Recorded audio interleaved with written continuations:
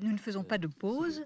Je vous propose tout de suite de passer à la table ronde, c'est-à-dire à l'échange en nos trois orateurs. Il y a déjà plusieurs questions qui nous viennent de la salle. Pendant qu'on réaménage la scène, je voudrais peut-être évoquer ces questions de l'auditoire et essayer d'y apporter une réponse.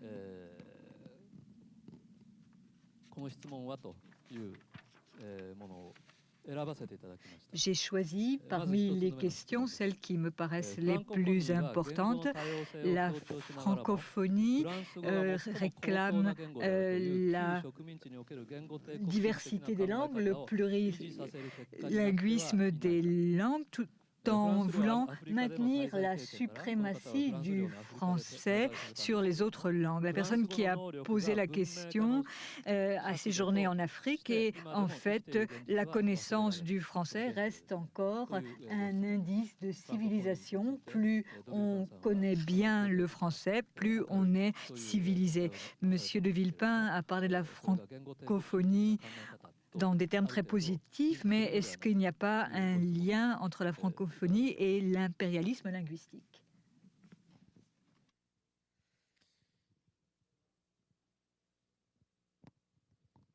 Je ne crois pas qu'on puisse établir un lien spontané entre la pratique d'une langue comme le français et l'impérialisme.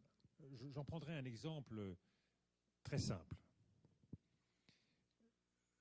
La pratique du français dans les Caraïbes par certains de nos départements d'outre-mer.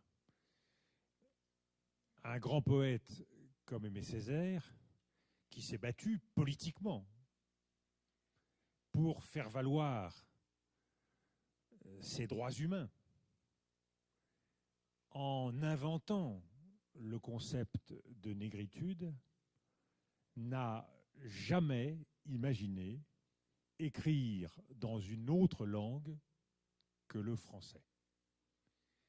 Il aurait pu écrire en créole, comme d'ailleurs un autre grand poète, issu, lui, des Antilles britanniques, Derek Walcott, n'a jamais imaginé écrire dans une autre langue que l'anglais.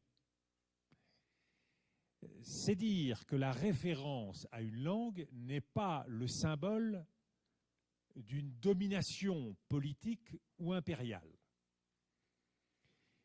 Et ceux qui ne seraient pas convaincus trouveront matière à réflexion dans celui qui est pour moi, et vous voyez que je ne suis pas chauvin, le plus grand poète du XXe siècle, qui est Paul Celan, originaire de Bukovine, une province disparue, l'ancienne Roumanie, d'une petite ville, Czernowitz, et qui écrivait en allemand la langue, je le cite, de ses bourreaux, puisque ses parents sont morts du nazisme, que lui-même a été emprisonné et n'a jamais cessé dans sa tête d'être derrière les barreaux, soumis à cette torture qui est celle de la barbarie nazie, et qui a parlé de ce qui le hantait dans ses poèmes, qui a parlé de ce lait noir de l'aube, c'est-à-dire de cette fumée noire qui sortait des cheminées et qui était ses frères, ses sœurs, ses parents, issus des chambres à gaz. C'est dire qu'une langue existe à travers une appartenance, une identité qui dépasse les structures politiques. Et c'est souvent, pour un poète, pour un écrivain, pour un homme, la priorité donnée à l'expression de son identité. Et c'est dire qu'une langue, parce qu'elle est comprise et véhiculée dans son universalisme, est parfois plus importante qu'un dialecte local qui peut avoir des résonances au sein d'une communauté étroite, mais qui ne permettra pas à un homme, à un créateur, d'exprimer la force de son identité et la force de son histoire. Pour dire un mot de ce que je suis en train de comparer à travers les Antilles, la langue créole d'un côté, le français ou l'anglais d'un autre côté, il faut se souvenir de longues semaines, parfois de longs mois, dans le ventre de ces bateaux, de ces galions, alors même qu'ils ne parlaient pas la même langue que ceux qui étaient issus d'autres tribus des pays africains. Et ils inventaient entre eux des mots qui étaient des mots mélangés de leurs différentes langues. Et ils ont bâti une langue du mélange, une langue du divers, le créole, qui a été donc leur langue du ventre des galions jusqu'au ventre des plantations où ils ont dû travailler comme esclaves aux États-Unis ou dans les Caraïbes.